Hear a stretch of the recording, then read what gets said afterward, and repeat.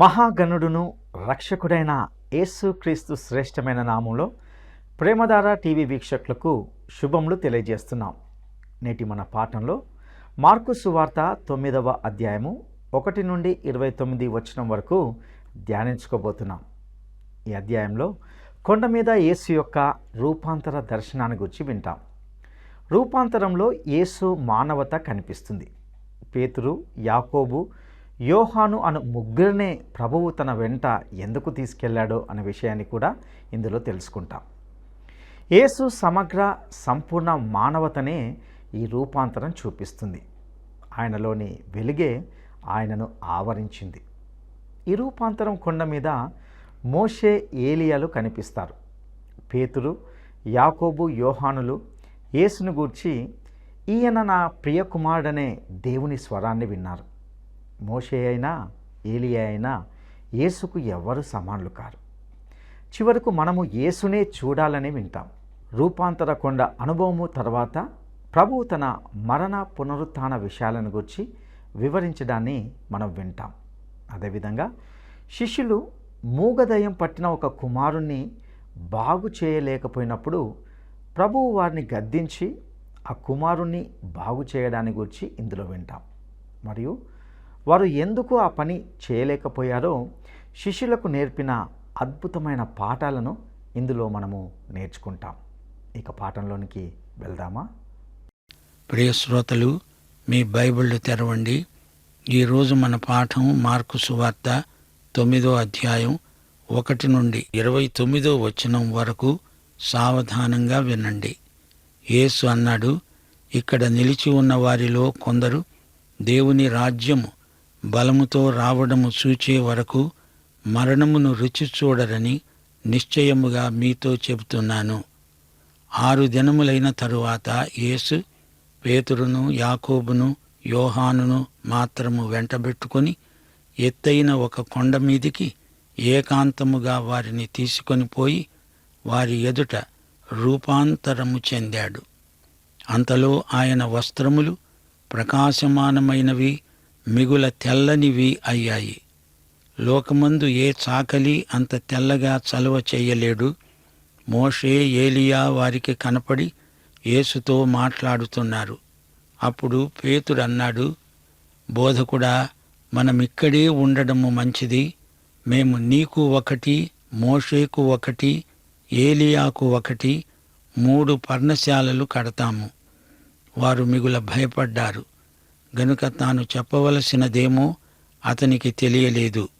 మేఘమొకటి వచ్చి వారిని కమ్మగా, ఈయన నా ప్రియ కుమారుడు, ఈయన మాట వినండి అని ఒక శబ్దము ఆ మేఘములో నుండి పుట్టింది. వెంటనే వారు చుట్టూరా చూచినప్పుడు తమ వద్దనున్న యేసు తప్ప మరెవరూ వారికి కనపడలేదు. ప్రియ శ్రోతలు, వింటున్నారా? రూపాంతర దృశ్యం ఈ అధ్యాయంలో వివరంగా చెప్పబడింది.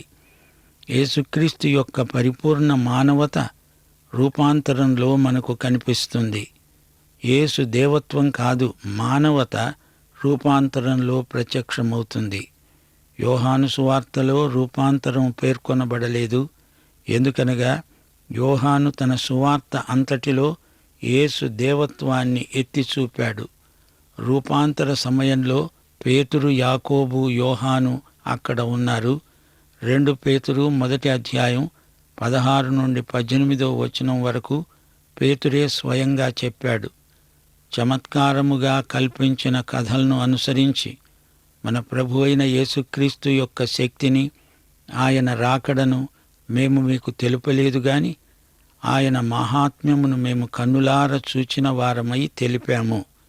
ఈయన నా ప్రియ కుమారుడు, ఈయన యందు నేను ఆనందిస్తున్నాను అనే శబ్దము మహాదివ్య మహిమ నుండి ఆయన వద్దకు వచ్చినప్పుడు తండ్రి అయిన దేవుని వలన ఘనత, మహిమ ఆయన పొందగా మేము ఆ పరిశుద్ధ పర్వతము మీద ఆయనతో కూడా ఉండిన వారమై ఆ శబ్దము ఆకాశము నుండి రాగా విన్నాము. యేసును, ఆయన మహిమ శక్తిని చూచిన సాక్షులలో పేతురు ఒకడు. రాజ్యము, బలము, పరాక్రమము యేసుకే చెంది ఉన్నాయి.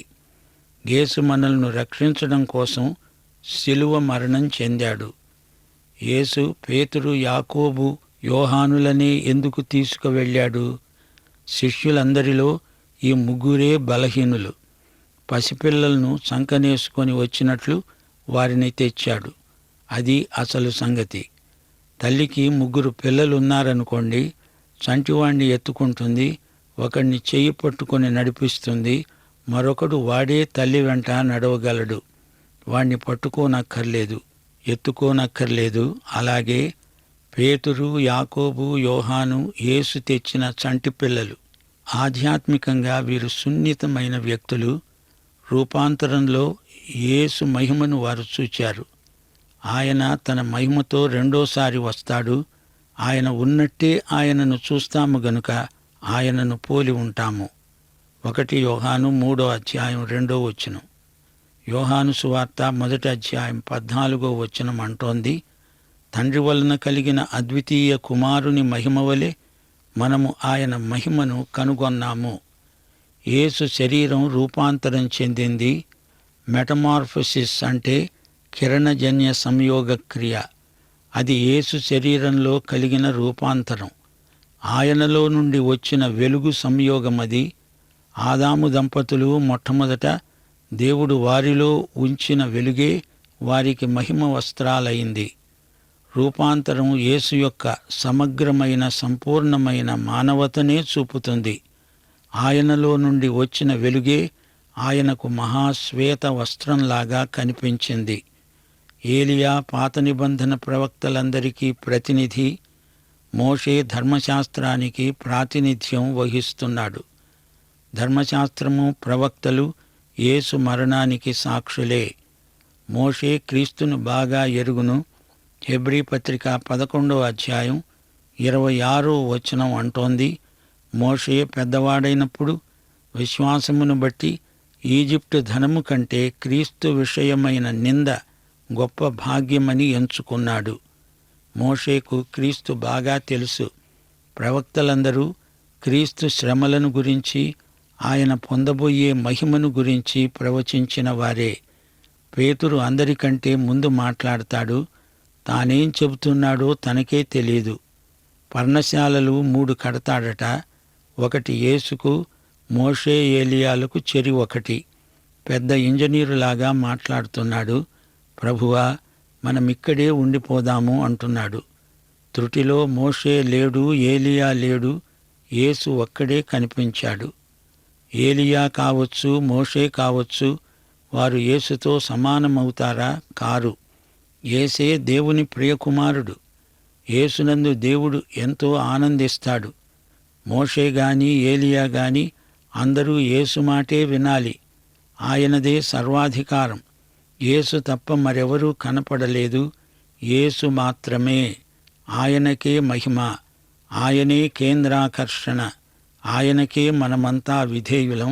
దేవునికి స్తోత్రం. మార్కు సువార్త 9:9-13 వరకు. వారు ఆ కొండ దిగి వస్తూ ఉండగా ఆయన వారికి ఆజ్ఞాపిస్తూ అన్నాడు, మనుష్య కుమారుడు మృతులలో నుండి లేచినప్పుడే కాని అంతకు ముందు మీరు చూచిన వాటిని ఎవనితోనూ చెప్పవద్దు. మృతులలో నుండి లేవటమంటే ఏమిటో అని వారు ఒకనితో ఒకడు తర్కిస్తూ ఆ మాట మనస్సున ఉంచుకున్నారు. వారాయనను ప్రశ్నించారు, ఏలియా ముందుగా రావాలని శాస్త్రులు చెబుతున్నారే, ఇదేమిటి? అందుకాయన అన్నాడు, నేను మీతో నిశ్చయముగా చెప్తున్నాను, ఏలియా ముందుగా వచ్చి సమస్తము చక్కబెడతాడనే మాట నిజమే.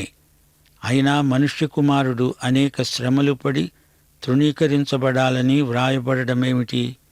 ఏలియా వచ్చాడని అతన్ని గురించి రాయబడిన ప్రకారము వారు తమకిష్టము వచ్చినట్లు అతని ఎడల చేశారు. యేసు మరణము, పునరుత్థానము ఈ రెండూ కలిసి ఉన్నాయి. రూపాంతరం ఎలా నెరవేరింది? ఆయన చనిపోయి తిరిగి లేచినప్పుడు అది అసలు రూపాంతరం. యేసు మరణ పునరుత్థానాల ఫలితమే యేసు రూపాంతరం. ఆ దృశ్యాన్ని ఈ కొండ మీద ప్రభువు ముందుగానే చూపించాడు. ఈ శిష్యులు పునరుత్థానమంటే ఏమిటో మరిచిపోయారు. యేసు చనిపోయాడని సమాధుల తోటకు వెళ్ళారు. సజీవుడైన రక్షకుణ్ణి చూస్తామని వారు అనుకోలేదు. పునరుత్థానుణ్ణి చూడ్డానికి సమాధుల తోట దగ్గరికి వీరెందుకు వెళ్తారు? పునరుత్థానమనే ఆలోచనే వారికి రాలేదు. ఏలియా ముందు రావాలి గదా, అంతవరకు రాజ్యం రాదని పూర్వీకులన్నారే, మరి నీవేమంటావు అని వారు ప్రశ్నించారు. బాప్తిస్మకుడైన యోహాను ఏలియా ఆత్మగలవాడై వచ్చాడు గదా. వారు యేసును మెస్సియాగా గుర్తించి ఉంటే ఆ ప్రవచనానికి యోహానే నెరవేర్పు అని మీరు గ్రహించి ఉండేవారు. అయితే యేసు మొదటి రాకడలో వీరు ఆయనను మెస్సియాగా గుర్తించలేదు గనుక ఏలియా ముందుగా రావటమనే ప్రవచనం ఆయన రెండో రాకడలోనే నెరవేరుతుంది. కొండమీది అనుభవం తరువాత యేసు శిష్యులు కొండ దిగి లోయలో పొందిన అనుభవం ఎలాంటిదో చూడండి. అది నిజంగా లోయ అనుభవమే, అపజయం.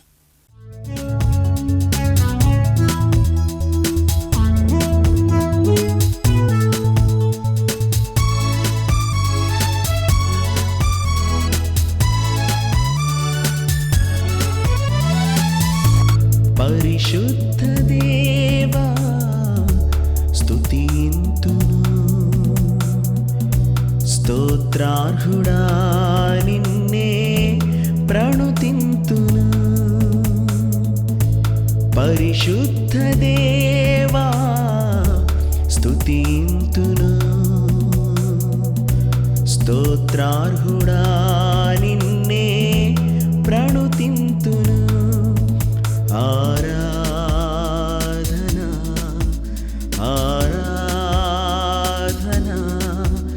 ఆరాధనా ఆరాధనా ఆరాధనా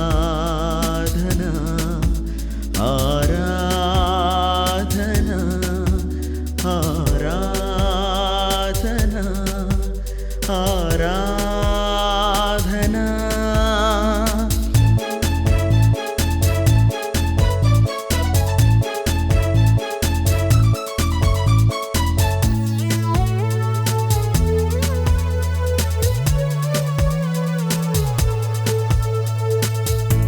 నా ఎడల నీకున్న తలంపులు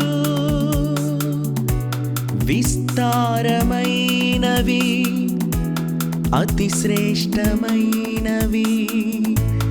నా ఎడల నీకున్న తలంపులు విస్తారమైనవి, అతి శ్రేష్టమైనవి. శాశ్వతమైన కృప చూపినావు, నీ ప్రేమ ఎంత అతి మధురము. శాశ్వతమైన కృప చూపినావు, నీ ప్రేమ ఎంతో అతి మధురము. ఆరాధనా ఆరాధనా ఆరాధనా ఆరాధనా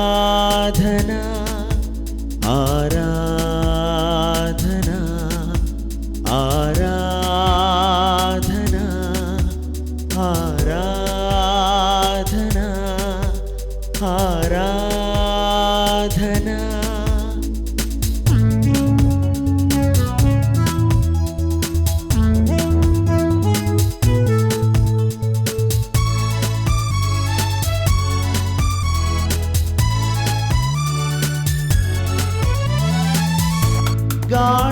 గాఢాంధకారములో నేనున్నప్పుడు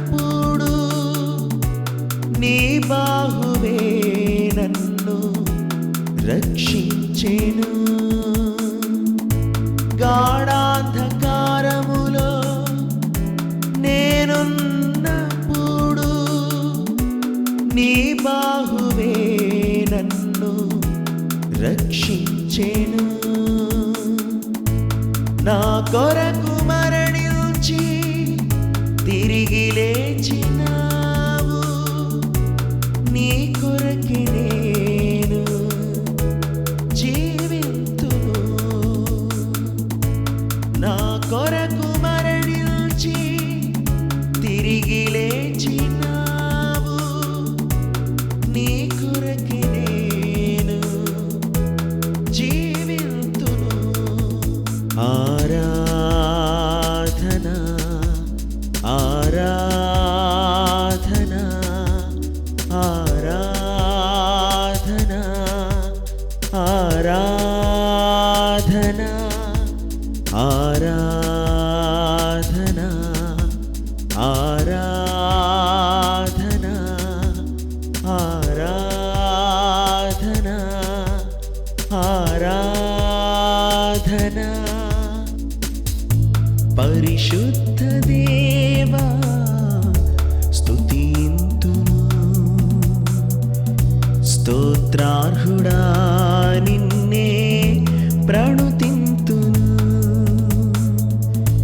పరిశుద్ధ దేవా స్తుతింతును. స్తోత్రార్హుడా నిన్నే ప్రణుతింతును. ఆరాధన ఆరాధన 14 నుండి 23 వచనం వరకు వారు శిష్యుల వద్దకు వచ్చి వారి చుట్టూ బహుజనులు కూడి ఉండడము, శాస్త్రులు వారితో తర్కించడము చూచారు. వెంటనే జనసమూహమంతా ఆయనను చూచి మిగుల విభ్రాంతి నొంది ఆయన వద్దకు పరిగెత్తుకొని వచ్చి ఆయనకు వందనము చేశారు. అప్పుడు ఆయన వారిని ప్రశ్నించాడు, మీరు దేనిని గూర్చి వారితో తర్కిస్తున్నారు? జనసమూహములో ఒకడన్నాడు, బోధకుడా, మూగ దయ్యము పట్టిన నా కుమారుణ్ణి నీ వద్దకు తెచ్చాను. అది ఎక్కడ వాణ్ణి పడుతుందో అక్కడ వాణ్ణి తోసివేస్తుంది. అప్పుడు వాడు నురుగు కార్చుకొని పండ్లు కొరుక్కొని మూర్ఛిల్లుతాడు. దానిని వెళ్ళగొట్టండని నీ శిష్యులను అడిగాను, కాని అది వారి చేత కాలేదు. అందుకాయన అన్నాడు, విశ్వాసము లేని తరము వారలారా, నేనెంతకాలము మీతో ఉంటాను? ఎంతవరకు మిమ్మును సహిస్తాను? వాణ్ణి నా వద్దకు తీసుకొని రండి. వారాయన వద్దకు వాణ్ణి తెచ్చారు.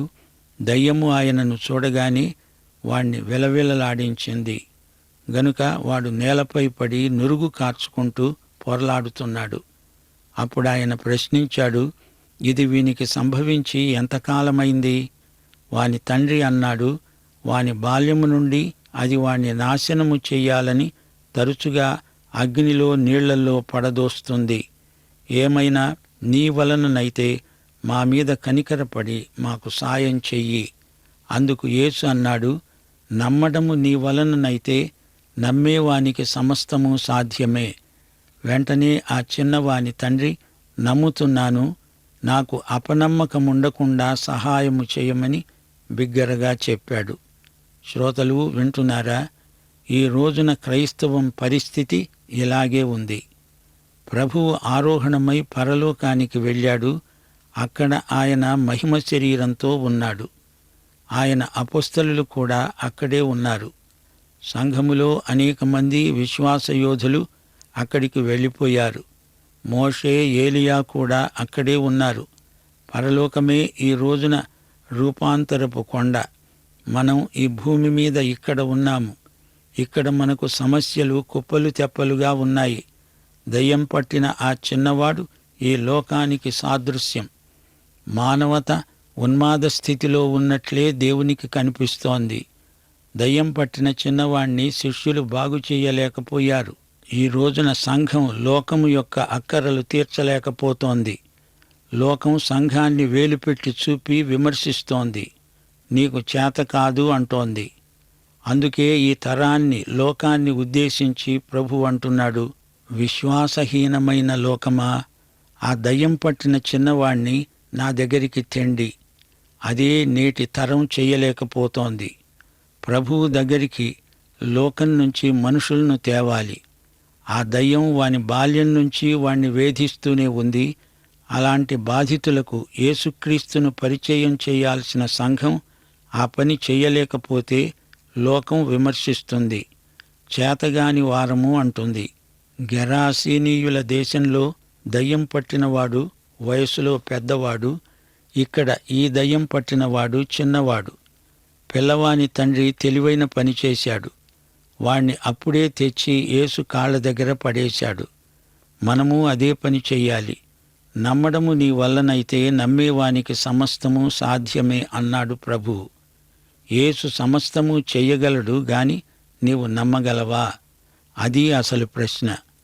ఆ చిన్నవాని తండ్రి బిగ్గరగా చెప్పాడు, నమ్ముతున్నాను ప్రభూ, అపనమ్మకం నాలో ఉండకుండా చెయ్యి.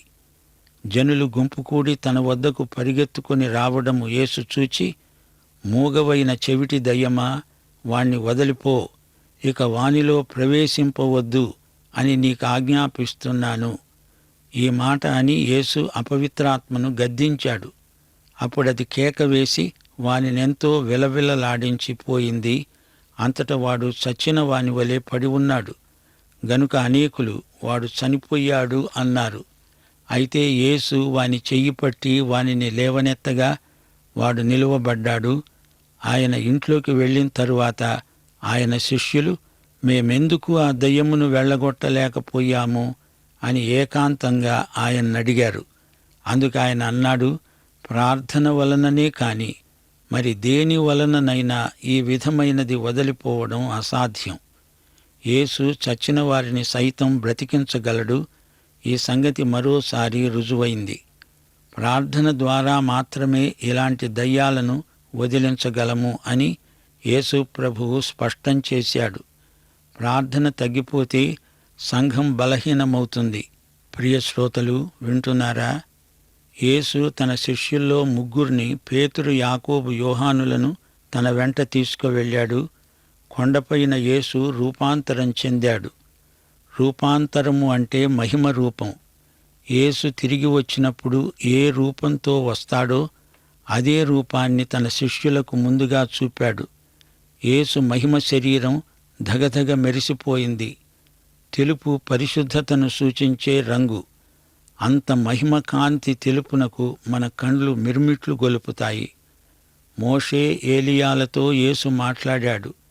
అది శిఖరాగ్ర సమావేశం. మేఘమొకటి వచ్చి యేసును కమ్మింది. మార్కు సువార్త 1:11 యేసు బాప్తిస్మం సమయంలో యేసు నీళ్లలో నుండి ఒడ్డునకు వస్తూ ఉండగా ఆకాశము చీల్చబడింది. పరిశుద్ధాత్మ పావురము వలె తన మీదికి దిగిరాగా ఒక శబ్దము ఆకాశము నుండి వచ్చింది. నీవు నా ప్రియకుమారుడవు, నీయందు నేను ఆనందిస్తున్నాను. ఇక్కడ రూపాంతరపు కొండ మీద అవే మాటలు. పైగా ఈయన మాట మీరు వినాలి అనే ఆజ్ఞ కూడా ఆకాశము నుండి దేవుడు పలికాడు. మలాకి 4:5-6 ప్రవచనాన్ని శాస్త్రులు యేసు దృష్టికి తెచ్చారు. యెహోవా నియమించిన ఆ మహాదినము రాకమునుపు నేను ప్రవక్త అయిన ఏలియాను మీ వద్దకు పంపుతాను. నేను వచ్చి దేశమును శపించకుండునట్లు అతడు తండ్రుల హృదయములను పిల్లల తట్టుకు, పిల్లల హృదయములను తండ్రుల తట్టుకు తిప్పుతాడు. బాప్తిస్మకుడైన యోహాను ఏలియా ఆత్మగలవాడై వచ్చినా అతన్ని తిరస్కరించారు. ఇప్పుడు యేసునే నిరాకరిస్తున్నారు. ఆయన రెండో రాకడలో కాని ఈ ప్రవచనం నెరవేర్పు సిద్ధించదు అని ప్రభువు విశదీకరించాడు. దయ్యం పట్టిన బాలుని తండ్రి ఘోష వినండి. శాస్త్రుల రంధ్రాన్వేషణ బుద్ధిని గమనించండి. శిష్యుల అశక్తతకు కారణం తగినంత ప్రార్థన బలం వారికి లేదు. నమ్మడం చేతగాని వారికి అంతా అసాధ్యమే అనిపిస్తుంది. ప్రియశ్రోతలు వింటున్నారా? ఈ పాఠంలో 2 పరమసత్యాలు మనం నేర్చుకున్నాము. ఒకటి, శ్రమల తరువాత మహిమ. శిలువ వేత తరువాత యేసు మహిమ. గలతీ పత్రిక 6:14 మన ప్రభువైన యేసుక్రీస్తు శిలువయందు తప్ప మరి దేనియందు అతిశయించడము నాకు దూరమగునుగాక. 1 పేతురు పత్రికలో ఆయన ఇదే సత్యానికి సాక్షిగా నిలిచాడు. అది పేతురు అనుభవం. అవసరమును బట్టి నానావిధములైన శోధనల చేత కొంచెము కాలము దుఃఖం, యేసుక్రీస్తు ప్రత్యక్షమైనప్పుడు మనకు మెప్పు, ఘనత, మహిమ. ఆ రోజున చెప్ప అసఖ్యముగాని మహిమాయుక్తమైన ఆనందం. క్రీస్తు శ్రమలు, వాటి తరువాత కలుగబోయే మహిమ. మీకు కలుగుతున్న అగ్ని వంటి మహాశ్రమలు. క్రీస్తు శ్రమలలో పాలివారై ఉన్నంతగా సంతోషించండి. క్రీస్తు నామము నిమిత్తము మీరు నిందపాలైన ఎడల మహిమాస్వరూపి అయిన ఆత్మ, అనగా దేవుని ఆత్మ మీ మీద నిలుస్తున్నాడు గనుక మీరు ధన్యులు. ఎవడైనను క్రైస్తవుడైనందుకు బాధ అనుభవించిన ఎడల అతడు సిగ్గుపడక ఆ పేరును బట్టే దేవుణ్ణి మహిమపరచాలి. ఇక రెండో అంశం, అపజయం తరువాత జయం. శిష్యులు దయ్యాన్ని వెళ్ళగొట్టలేకపోయారు. ఆ చిన్నవాని తండ్రి వచ్చి యేసుకు ఫిర్యాదు చేశాడు. నీ శిష్యులకు చేత కాలేదు. ఈ విమర్శకు ప్రభు మనసులో ఎంతో బాధపడ్డాడు. ఆధ్యాత్మిక క్రమశిక్షణ లేని శిష్యులు అపజయాన్ని రుచి చూడాల్సి వచ్చింది. అపజయంతో నిరుత్సాహపడవద్దు. ప్రభువు వైపు తిరిగి ఆయన కృపాశక్తిని, పరిశుద్ధాత్మ శక్తిని పొందు. ఎక్కడ బలహీనత ఉందో దాన్ని పట్టి తెచ్చి ప్రభువుకు అప్పగించు. ఆయన నిన్ను బలపరుస్తాడు. శ్రోతలు, సైతాను శ్రమ లేకుండా మహిమనిస్తానంటాడు గాని ఆ మహిమ శ్రమతో అంతమైపోతుంది.